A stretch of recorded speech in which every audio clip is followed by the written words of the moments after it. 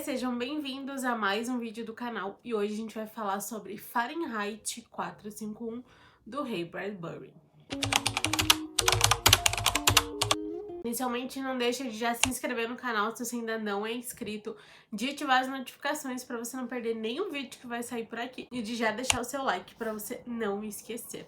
Vou deixar também aqui todas as minhas redes sociais, todos os meus contatos aqui no box de descrição.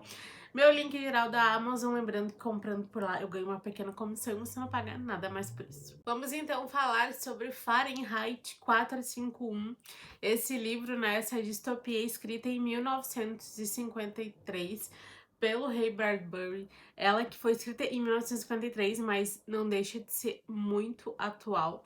Ela faz parte aí das top 3 das distopias mais conhecidas, junto com 1984 e Admirável Mundo Novo. Das três, ainda Fahrenheit foi a única obra que eu li, mas pretendo ler as outras também.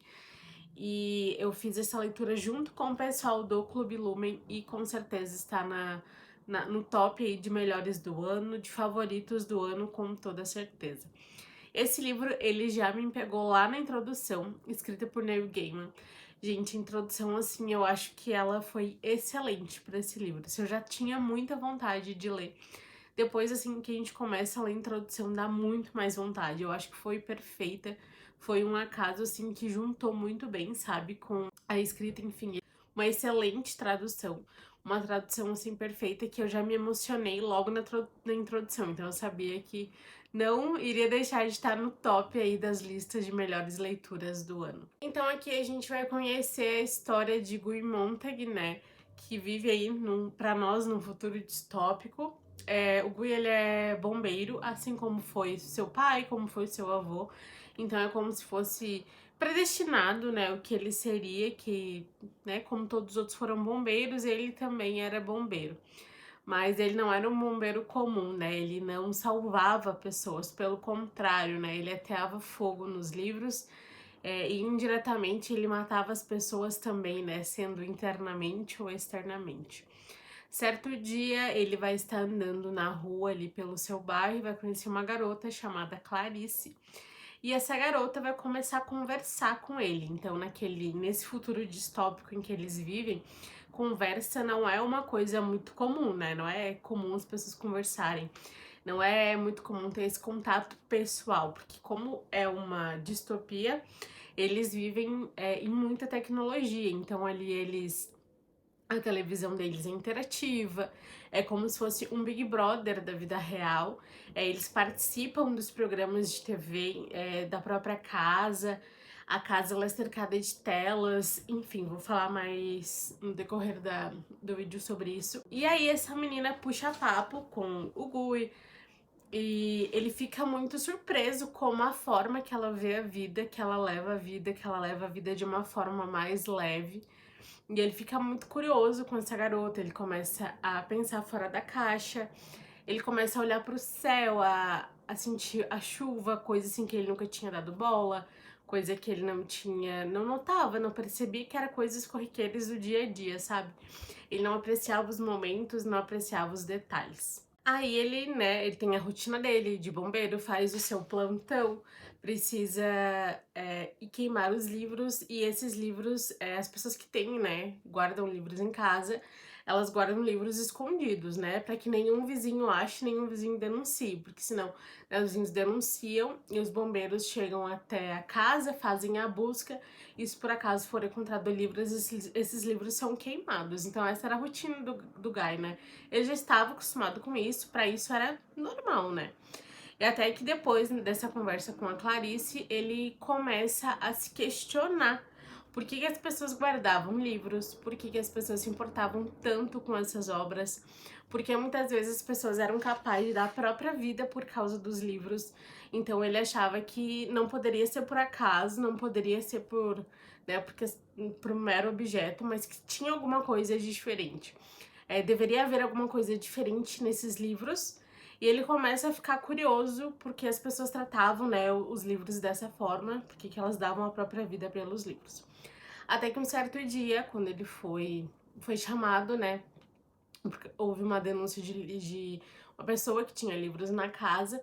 Ele chegou pra começar, né, o incêndio e ele furtou um livro. Ele guardou o livro pra si e levou pra casa por mera curiosidade. Afinal, ele queria saber o porquê essa tanta loucura por causa de um objeto. E aí ele começa a folhear o livro e ele não entende, assim, muita coisa, porque naquela, né, no futuro onde eles vivem ali, as pessoas não leem, né? As pessoas querem tudo mastigado. Tanto que uma coisa interessante que a gente vai descobrir no decorrer do livro é que as próprias pessoas pediram para que os livros fossem extintos, para que não existisse mais livros, para que as coisas fossem mais fáceis, porque era muito mais fácil você pegar um resumo de um livro, você ver um filme, era muito mais fácil.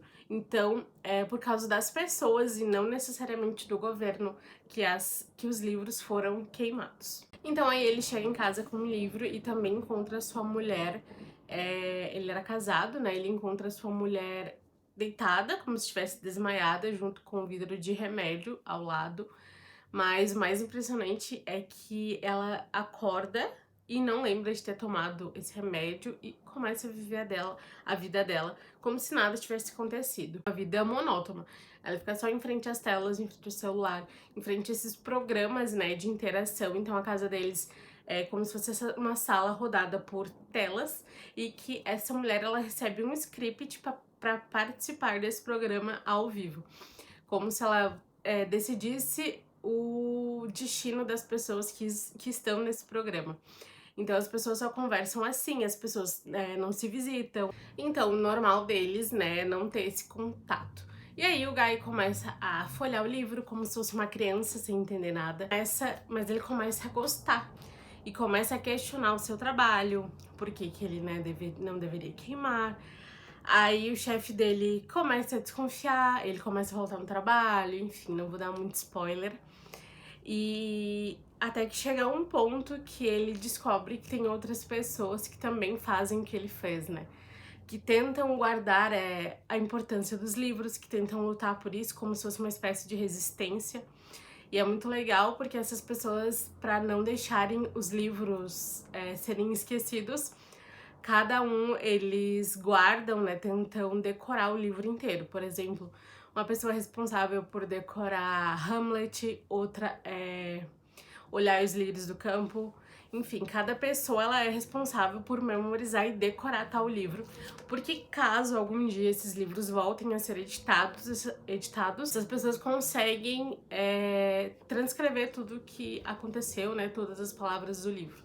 Então ele encontra essa resistência, ele fica interessado nessa resistência. E aí vou tentar não dar um spoiler, mas ele começa, né, a participar, a ir atrás. Enfim, foi um dos melhores livros que eu li.